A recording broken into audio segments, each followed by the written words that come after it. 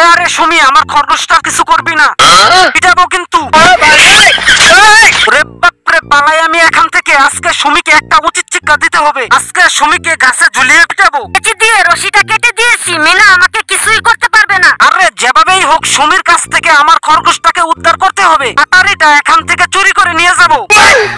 আরে আমার কাটারিটা তো এখানেই ছিল, এখান থেকে আমার কাটারিটা নিল কে? আজকের মতো বেঁচে গেলি, কাটারিটা খুঁজে পাইনি বলে। হে প্রভু, আজকে বর্ষি দিয়ে নদী থেকে অনেকগুলো মাছ ধরতে হবে। আরে আমার বর্ষিটা আসছে না কেন? কোথাও আটকে গেছে মনে হচ্ছে। আরে মিনা, তুই আমার প্যান্ট খুলে নিলি, দাঁড়া তুই ওখানে। আজকে তোকে পিটিয়ে তুলা বের করে ফেলবো। আরে যা যা, দাঁড়া, আমার একটা ফোন এসেছে, আগে একটু কথা বলে নেই। তাহলে এখানে দাঁড়িয়ে আমি একটু জিরিয়ে নেই।